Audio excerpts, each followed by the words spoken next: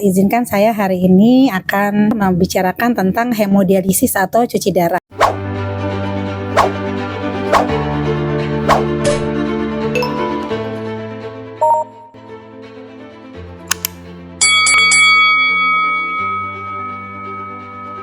Nah, Bapak Ibu sekalian, kita sebelum bicara tentang cuci darah atau apa itu hemodialisis, alangkah baiknya kita mengenal apa itu anatomi atau bagian-bagian dari ginjal ya. Nah, kita lihat di sini ginjal kita letaknya ada dua, kanan dan kiri letaknya di belakang. Jadi ginjal adalah organ bagian tubuh kita yang terletak di dekat bagian tengah punggung pada dua sisi tulang belakang, tepat di bawah tulang rusuk pada bagian belakang.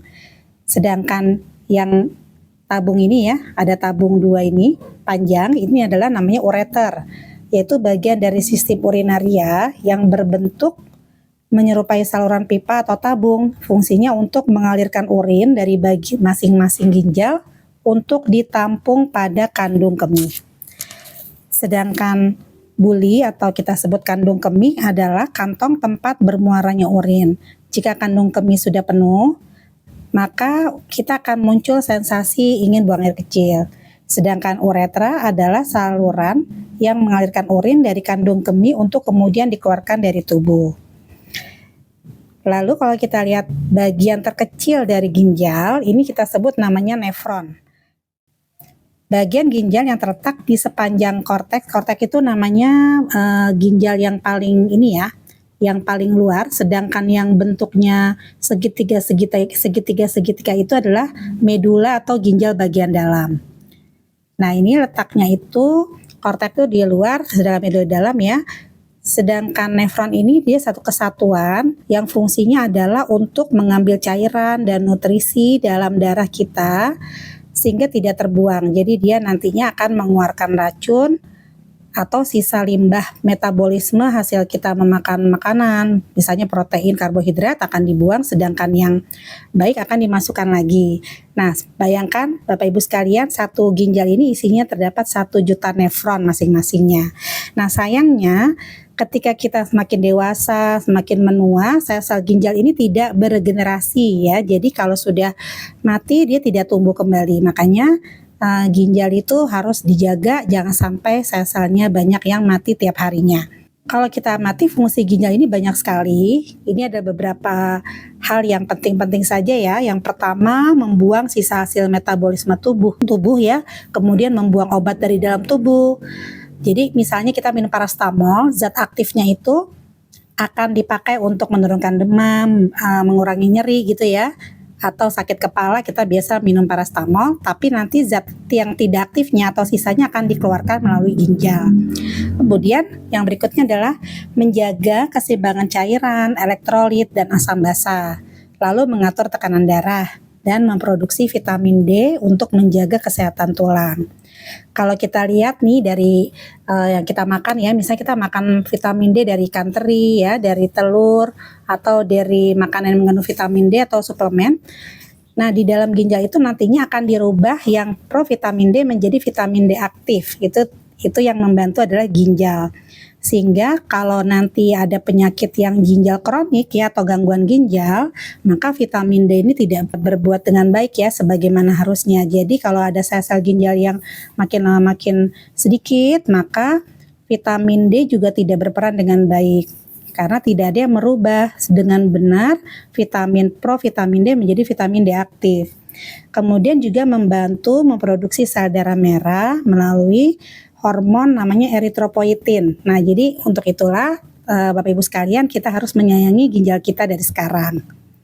Nah, yuk kita lihat sama-sama ya Mbak ya, bagaimana sih fungsi ginjal kita kalau kita lihat di video berikut ini ya. Mungkin bisa menggambarkan ya seperti ini. Nah, teman-teman sekalian, ini ya kita lihat di sini.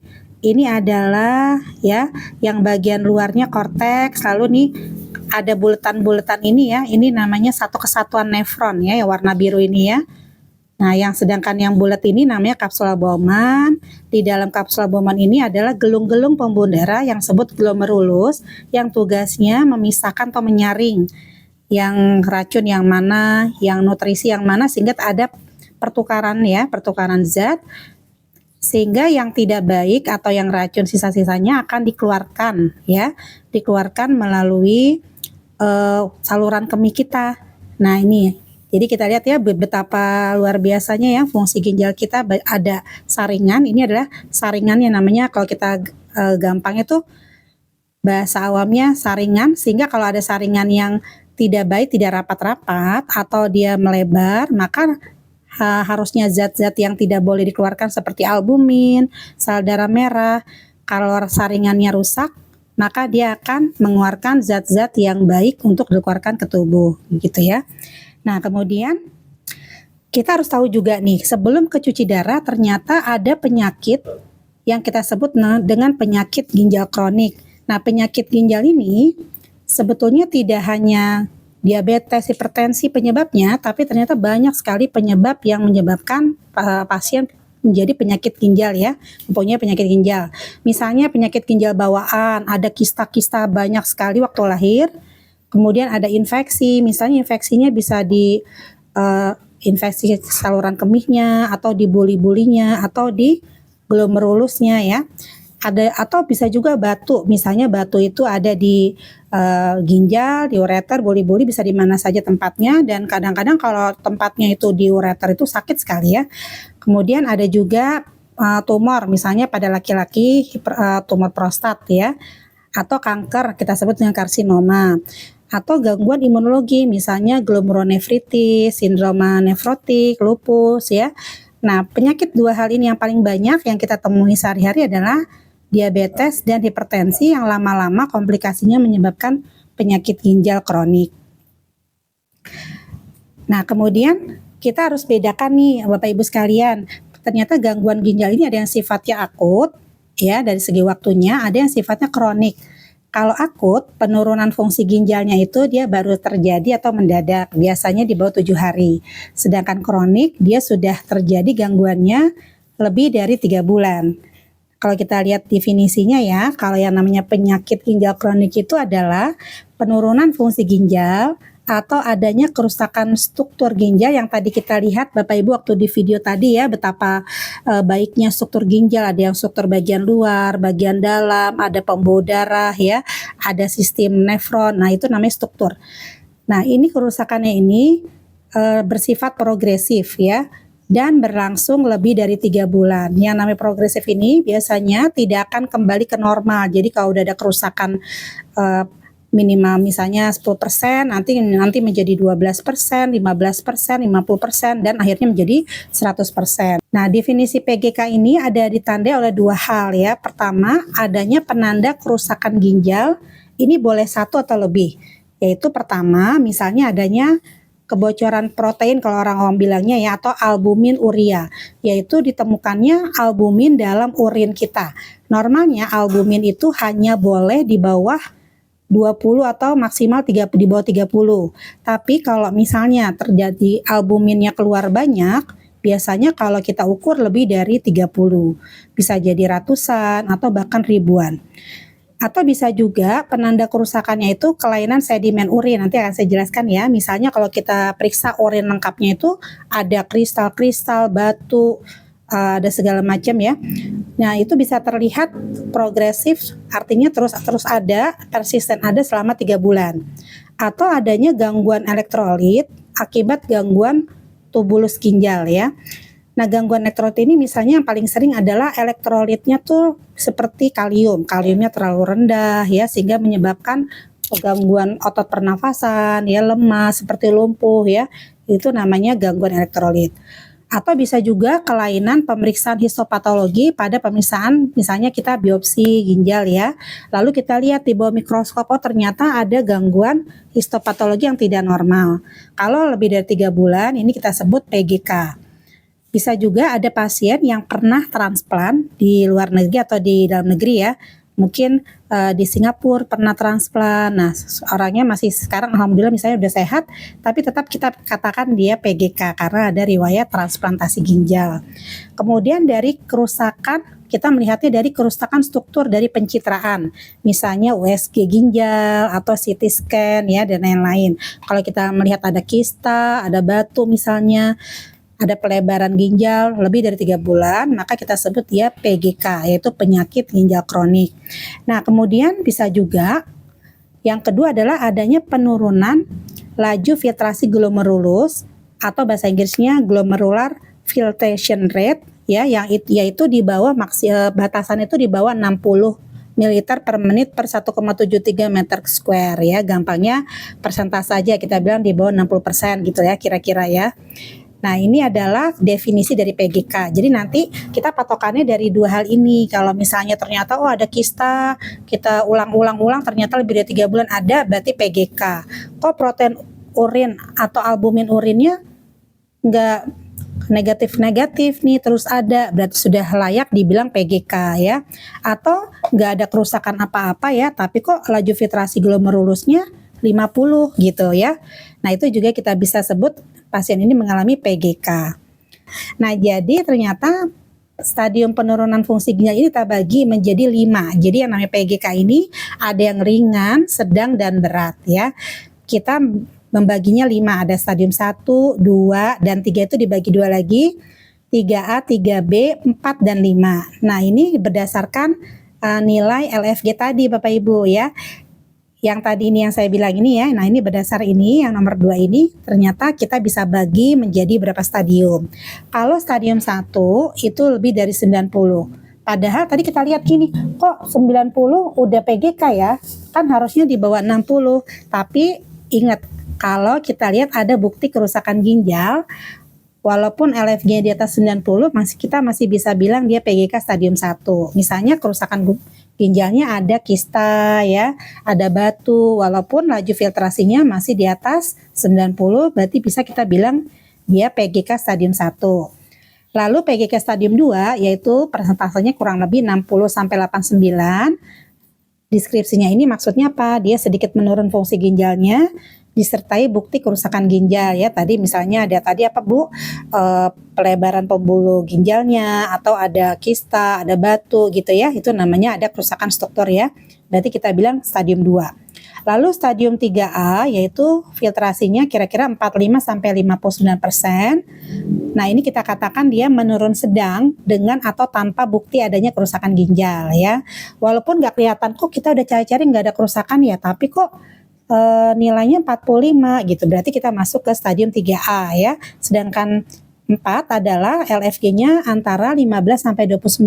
Nah, ini sudah dikatakan berat ya, dengan atau tanpa bukti adanya kerusakan ginjal. Sedangkan yang kelima yaitu di bawah 15 kita sebut dengan gagal ginjal.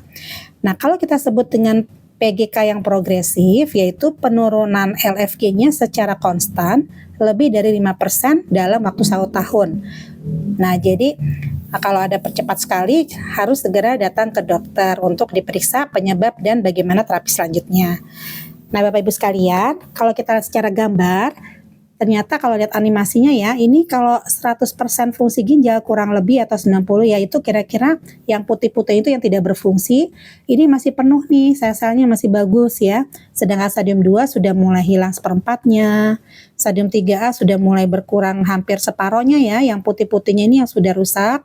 Sedangkan yang 3B sudah semakin sedikit, yang 4 sudah tinggal sedikit yang berfungsi, dan stadium 5 sudah tinggal sedikit sekali merah-merahnya. Ini menunjukkan bahwa sel-sel ginjal yang tersisa sangat berat sekali peranannya untuk membackup fungsi ginjal yang tadi kita bahas ya.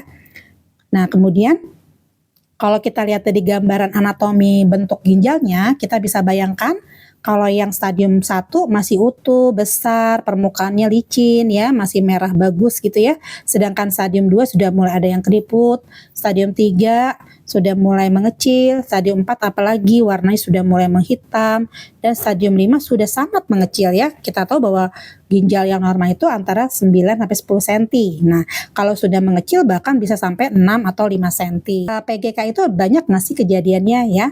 Nah, ternyata dari penelitian Pernefri ya, Perhimpunan Ginjal Indonesia tahun 2006 saja Bapak Ibu, kejadian atau prevalensi PGK itu sudah 12,5%. Jadi banyak ya. Sedangkan penyakit ginjal kronik itu dikatakan ada 1 dari 10 orang di dunia.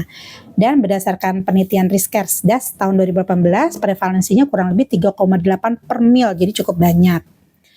Kenapa sih PGK ini ya selalu kita ingatkan di setiap bulan Maret setiap tahun, yaitu Hari Ginjal Sedunia ya, karena PGK ini merupakan beban ya, beban untuk pasien, keluarga, dan pemerintah juga rumah sakit, karena penyakit ini seumur hidup. Nah, untuk itu kita harus tahu apa sih penyebab utamanya ya. Penyebab utamanya ini kira-kira seperti ini, yaitu diabetes, ya, hipertensi, radang ginjal atau glomerulonefritis, ginjal polikistik yang banyak, yang besar ya. Lalu mungkin ada obat-obatan di sini, maksudnya obat-obatan yang tidak disesuaikan dengan indikasi. Misalnya Bapak Ibu kalau makan obat anti nyeri, mohon maaf ya, misalnya piroxicam, meloxicam yang tanpa batas ya, selalu minum, selalu nanti kalau begitu sakit sedikit minum, dan itu bisa melukai sel-sel ginjal ya.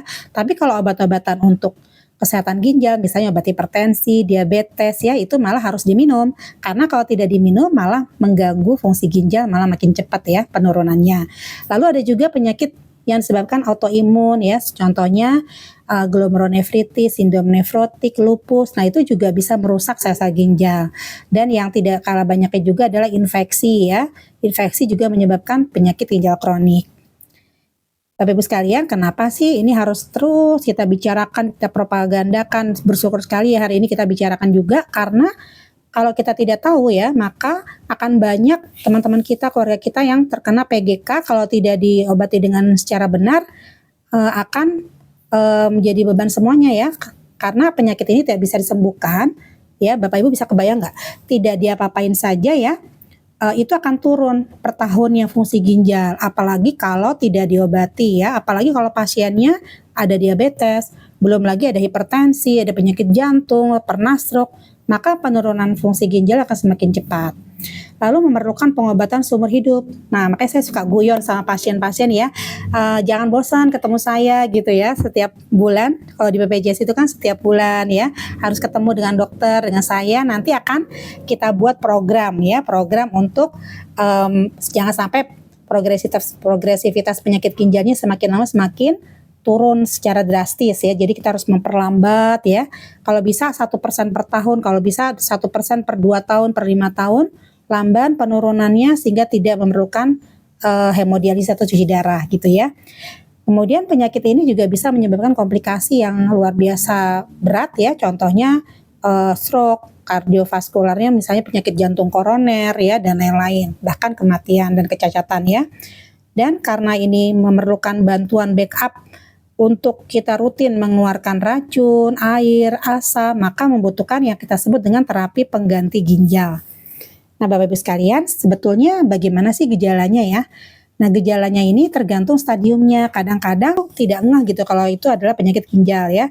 Nah, kalau untuk penyakit ginjal yang gejalanya nyata itu biasanya di stadium 3B, 4, dan 5. Kira-kira gejalanya seperti ini. Jadi, kalau yang ringan biasanya mudah lelah gitu ya. Atau yang sudah 3 ke atas sulit berkonsentrasi. Yang sudah 4 atau 5 tuh karena asamnya terlalu tinggi bisa mual, muntah. Lalu karena tidak bisa menyaring dan mengeluarkan air dengan baik, buang air kecilnya menjadi berkurang, sehingga menjadi bengkak ya, tertahan di perut, di kaki, di kelopak mata, itu namanya jadi bengkak ya. Lalu karena racunnya tidak terbuang dengan baik ya di setiap pipis kita, maka akan menimbulkan rasa gatal ya pada seluruh badan. Ini adalah gejala-gejala yang sering pada pasien PGK.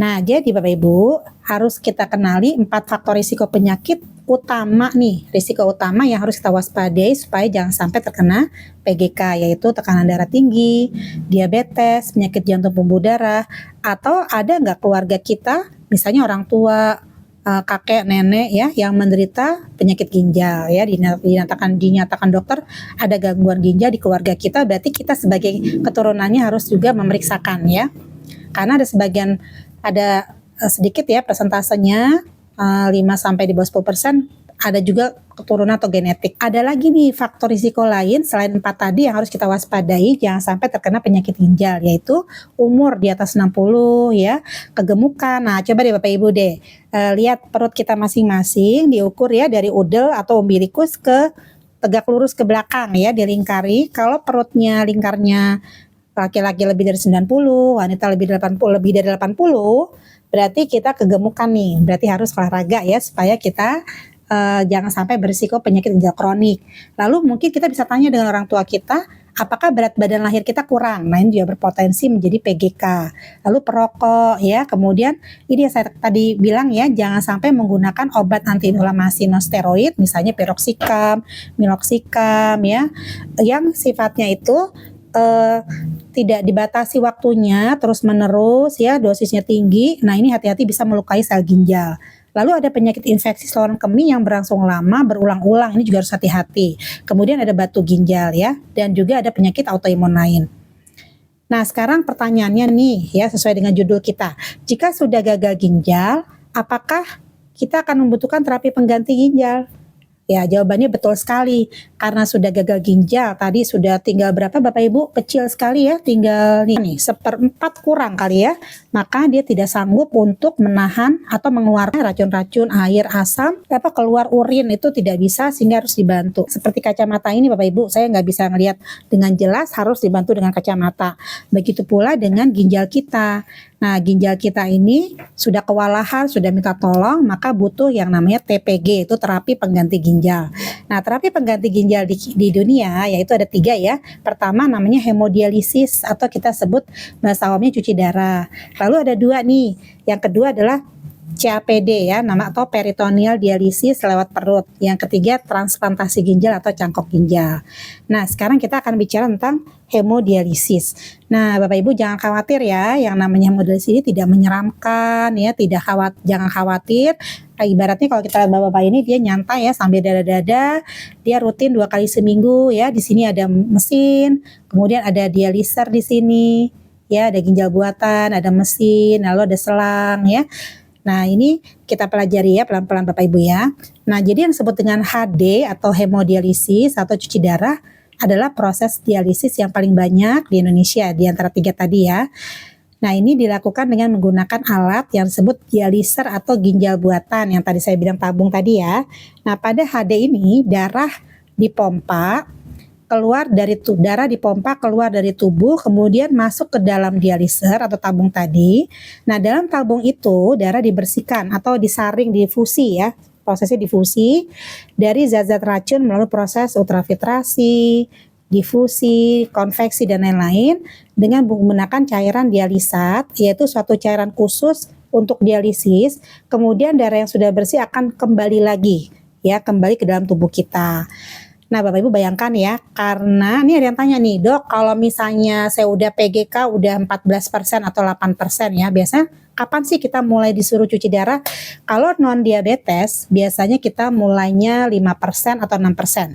Tapi kalau pasiennya diabetes, sebaiknya lebih tinggi lagi, yaitu antara 8 atau 10% ya. Nah, pada pasien yang sudah dianjurkan untuk cuci darah, kadang-kadang keluarga menanyakan, boleh nggak cuma cuci darah 1 kali? Atau 2 kali, setelah itu kita nggak usah cuci darah lagi.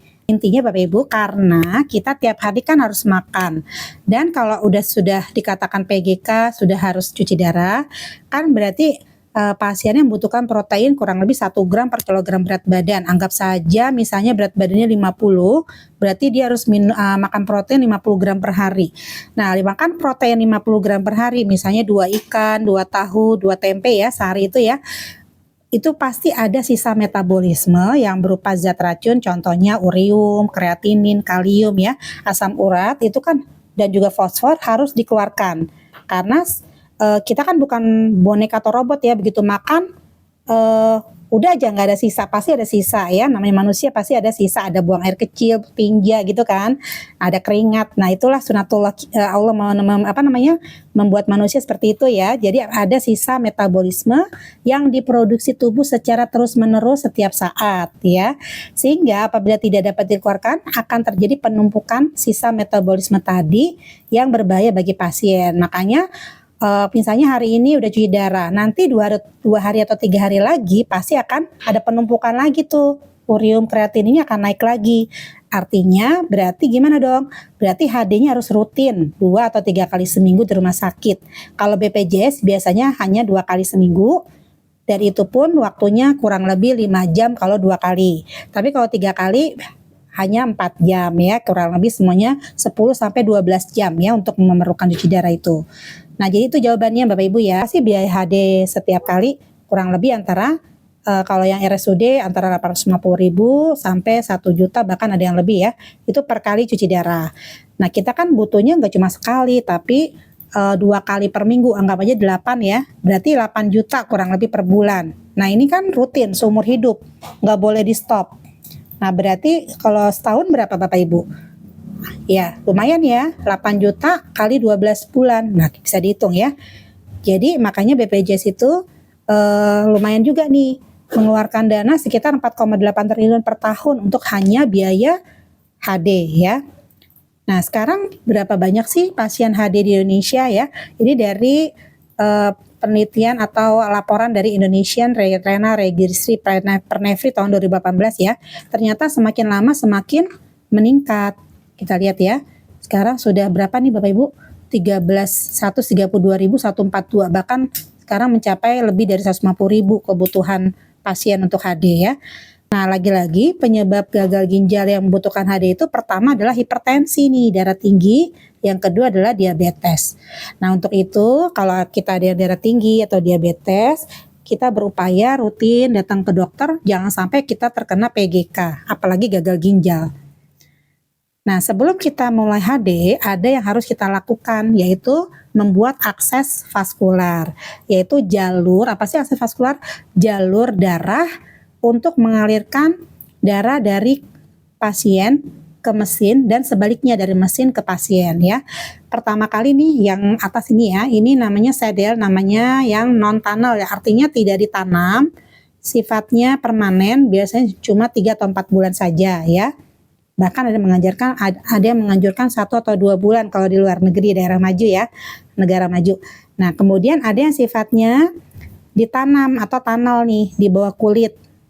Nah, Bapak Ibu lihat nggak, ini ditanamnya di pembuluh darah vena leher kanan ya, yang biru-biru ini. Jadi nanti dimasukkan selangnya ke situ supaya nanti kalau pas mau HD nggak usah tusuk-tusuk, udah ada tempatnya, udah ada selangnya, tinggal menyambungkan selang cuci darah dengan leher kita, leher pasien gitu ya. Nah, pemasangan sedel ini kalau yang permanen, kalau yang temporer maksudnya ya, atau sementara, itu biasanya 1 sampai 3 atau 4 bulan nih. Jadi nggak lama-lama ya. Sedangkan kalau yang sistemnya ditanam atau tunneling, ini bisa setahun sampai 2 tahun. Karena bahannya lebih baik, lebih lentur ya, dari silikon, ini lebih jangka panjang ya. Sedangkan yang ini biasanya hanya sementara ya. Nah, kemudian kalau kita ronsen setelah pemasangan selang, kira-kira gambarannya seperti ini Bapak Ibu ya. Jadi ujungnya ini nanti masuk melalui vena pembuluh darah jugular kanan ya, di leher, nanti akan masuk kurang lebih ujungnya tuh di sini ya, masuk ke pembuluh darah ya, pembuluh darah dekat jantung, masuk ke jantung ya. Nah, kemudian ini yang di luar kulit ya, ini akan disambungkan dengan selang di pembuluh darah yang ada di mesin atau cuci darah ya. Nah, jadi kita nggak usah tusuk-tusuk lagi karena sudah ada salurannya. Nah, kemudian bisa juga begini Bapak Ibu, misalnya ada pasien udah stadium 4 nih, persentasenya tinggal 20% fungsi ginjal keduanya. Lalu nanti dianjurkan oleh dokternya untuk membuat yang namanya AV fistulation ya, jadi menghubungkan antara pembuluh darah vena dengan pembuluh darah arteri lengan ya. Sehingga nanti kalau di 3 bulan sudah matang, dia akan membuat jalur baru untuk nanti ditusukkan setiap cuci darah ke pasien ya. Nanti akan seperti ini nih, bisa juga seperti ini nih. Vena dan arterinya disambungkan sehingga terbentuklah saluran ya. Saluran khusus untuk hemodialisis. Itu contohnya. Jadi kadang-kadang kalau pasiennya sudah 20% harus ada program nih untuk terapi pengganti ginjal ke depan mau seperti bagaimana gitu ya, apakah mau hemodialisis, mau transplant dari keluarga atau mau CAPD misalnya seperti itu. Nah, sekarang untuk tambah wawasan aja, selain HD kita juga harus tahu terapi pengganti ginjal yang kedua ya, yaitu CAPD, singkatannya Continuous Ambulatory Peritoneal Dialysis, biasa kita singkat dengan PD. Nah, ini menggunakan membran dalam rongga perut kita sebagai pengganti fungsi ginjal. Jadi sisa metabolisme dan cairan tubuh yang dikeluarkan ini, kenapa ada seperti ini? Karena ada perbedaan konsentrasi cairan dialisat yang dimasukkan yang seperti ini nih. Ya, Nah, ini cairan dialisat nih dimasukkan 2 liter kurang lebih ya ke dalam perut. Nanti 8 jam lagi, 12 jam lagi kalau kita masukkan yang baru, nanti akan kita keluarkan yang lama ya, seperti itu. Cairan dialisat berada dalam rongga perut kira-kira 6 jam atau 8 jam tergantung pasien ya. Dan pergantian cairan ini bisa 2 kali sehari, bisa 3 kali atau 4 kali sehari. Nah, Bapak Ibu bisa lihat nggak seperti ini ya contohnya ya. Ini seorang bapak ya, sudah dilakukan pemasangan selang permanen di dalam perut. Nanti seperti selang infus ya, cuma dia bukan di tangan tapi dalam perut. Jadi pasiennya ini nanti dimasukkan cairan 2 liter, lalu nanti ada sistem pengeluarannya juga nih seperti urin kita ya, kantong yang di bawah ini. Ya, jadi seperti ini kurang lebih. Oke, nah ada juga yang mesin. Jadi mesinnya namanya automatic peritoneal dialysis ya. Jadi kita pasang sebelum tidur. Dan kalau ibu ini ya, dia tidurnya sebelum tidur ini dimasukkan dulu nih cairan dialisat di dekat mesin ini. Lalu nanti bangun tidur sudah seperti cuci darah atau hemodialisis ya. Tapi di Indonesia baru ada kalau di luar negeri sudah ada di rumah-rumah. Nah, kemudian kalau transplant memberikan satu ginjal kita dari keluarga kepada pasien yang mengalami penyakit gagal ginjal. Nah, di Indonesia ini baru ada donor hidup, belum ada donor mati kayak di luar negeri ya. Jadi hanya boleh yang masih hidup. Jadi yang mati karena kecelakaan atau karena mati batang otak itu belum semua tokoh agama menyetujui, masih dalam proses ya Bapak Ibu ya.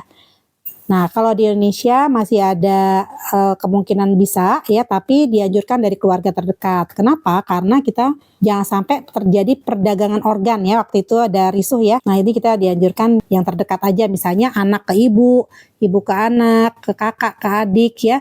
Bahkan ada suami ke istri, istri ke suami Bapak Ibu ya. Nah, kemudian minum obat pasca transplant ini harus rutin ya, tidak boleh putus supaya tidak ada penolakan dari organ yang kita masukkan. Lalu ini di cover oleh BPJS. Kira-kira ada yang tahu nggak Bapak Ibu berapa sih harga dari program transplant ini ya? Ternyata 450 juta ya. Mungkin ada tambahan sekitar 25 atau 30 juta untuk pemeriksaan yang tidak di cover oleh BPJS ya. Misalnya pemeriksaan HLA, kecocokan ya, itu juga mahal, tidak bisa di cover. Tapi lumayan kan nambahnya 20-30 juta daripada 450 juta ya. Nah, Bapak Ibu kalau sudah HD hemodialisis, saya pengen deh transplantasi ginjal karena ada donor, bisa aja. Atau bisa nggak saya dari HD ke CAPD? Bisa. Atau CAPD-nya udah nggak efektif lagi nih. Kembali ke HD atau mulai HD boleh. Atau dari CAPD mau transplant bisa juga ya. Jadi ini boleh sesuai kondisi, boleh berganti-ganti ya. Nah, Bapak Ibu nih, ini yang paling penting, kapan kita mulai pencegahan? Jangan sampai kita terkena PGK atau gagal ginjal ya. Intinya kita kenapa diskusi di sini, kita bukan nakut-nakutin ya, bukan aduh kayaknya jadi makin serem, bukan begitu Bapak Ibu, tapi ini adalah sharing ilmu aja supaya kita jangan sampai terkena PGK atau gagal ginjal bahkan cuci darah ya. Nah, jadi disarankan untuk Bapak Ibu yang masih sehat atau yang oke lah kondisinya nggak terlalu berat, ini kita sebut dengan kondisi umum ya. Nah, jangan sampai kita terkena hipertensi, diabetes, berarti kan harus gaya hidup sehat nih. Jangan sampai kita terkena diabetes ya, kurangi makan kolesterol, lemak-lemak, karbohidrat atau manis-manis ya. Di sini kita harus ada modifikasi gaya hidup sehat. Lalu orang yang terkena hipertensi, diabetes, jangan sampai ada kebocoran protein. Nah, ini adalah penanda awal penyakit ginjal kronik ya. Jangan sampai proteinnya nanti bocor atau keluar ya. Lalu kalau sudah protein urea, gimana dong biar nggak kena PGK. Nah, kita lakukan modifikasi gaya hidup sehat, jangan sampai kreatininnya tinggi. Nah, normal kreatinin adalah 1. Jangan sampai nanti jadi 3, 4, dan lain-lain. Lalu kalau sudah tinggi kreatininnya, kita tahan-tahan, jangan sampai stadium 3 jadi 3A, jangan sampai 3 jadi 3B, 3B jangan sampai jadi 4, 4 jangan sampai jadi 5. Jadi kita memperlambat progresivitas penyakit ginjal dengan makan makanan yang bergizi sesuai dengan penyakitnya dan juga jangan sampai putus obat. Jadi harus rutin minum obatnya ya. Nah, kalau sudah gagal ginjal jangan kecil hati, semangat terus, ikuti terapi pengganti ginjal. Nah, kalau sudah HD, sudah CAPD, sudah transplant, tetap gaya hidup sehat dan berobat rutin, jangan sampai meninggal ya. Jadi ini adalah rangkaian proses yang harus kita propagandakan hidup sehat, jangan sampai kena TPG ya Bapak Ibu. Nah kemudian jadi siapa saja nih yang harus dicek kalau gitu? Pasien diabetes, hipertensi, yang sudah kena jantung stroke, berat badan berlebih, dan minum obat sembarangan, ini harus dilakukan cek-cek ya. Nah jadi intinya gimana sih jalan yang harus kita lakukan nih? Pertama, jaga tetap fit dan aktif, kendalikan gula darah kalau bisa HbA1c-nya di bawah 7%. Tekanan darahnya di bawah 140/90, syukur-syukur bisa 130/80 ya. Makanan yang sehat, jaga berat badan kita jangan obes, normalkan kolesterol, asam urat ya. Minum yang cukup, jangan berlebihan juga ya. Kalau gitu saya minum 3 liter, 4 liter. Nah itu juga keliru ya, karena ginjal punya kapasitas yang tertentu, nggak bisa minum banyak banget gitu langsung 4-3 liter tuh nggak bisa juga ya. Jadi dia harus terbagi-bagi. Misalnya kalau 2 liter per hari, ya minumnya misalnya 1 gelas pagi, nanti siangan dikit 1 gelas lagi. Jadi jangan langsung 500 cc per kali minum ya. Stop merokok, jangan makan obat sembarangan tanpa indikasi yang jelas, dan periksalah fungsi ginjal, albumin, kreatinin ya setiap tahun untuk yang beresiko ya. Nah, jadi ini yang kita anjurkan Bapak Ibu ya. Mungkin ada medical check up di Telkom ya, atau di tempat-tempat kantor gitu, tekanan darah rutin, gula darah, urinnya dicek nih, kalau bisa urinnya pagi hari ya, fresh, dekat dengan laboratorium, jadi nggak boleh lama-lama. Lalu cek kreatinin darah, laju filtrasi glomerulus. Nah, Bapak Ibu mungkin bisa lihat ya, ini adalah contoh laboratorium di pasien ya. Sering nggak? Pernah nggak melakukan seperti ini? Hasilnya kayak gini nih, warnanya kuning. Ini yang bagus nih Bapak Ibu. Jernih ya, pH-nya segini, masih oke ya. Nah lihat deh, proteinnya itu negatif nih. Ya, nggak ada kan? Negatif ya. Kemudian leukositnya masih bagus. Eritrositnya juga dalam batas normal di bawah 3 ya. Nah ini yang namanya urin lengkap yang bagus, yang masih oke ya.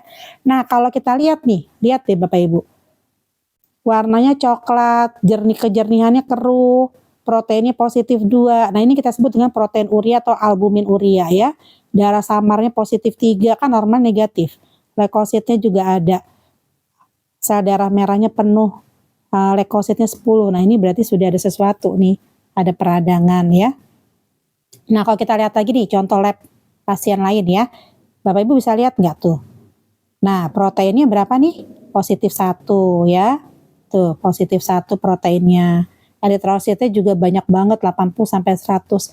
Nah ini pada wanita muda usia 20 tahun, ada bengkak, ternyata dia adalah autoimun glomerulonefritis ya.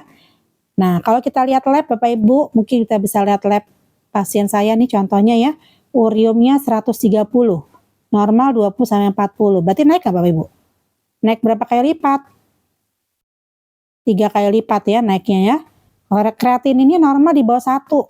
Ini 6,83. Lalu dikonversi laju filtrasi glomerusnya berdasarkan nilai kreatinin, usia, laki atau perempuan, dapatlah nih persentasenya kurang lebih 6,9%. Berarti berapa stadium berapa Bapak Ibu? Stadium berapa?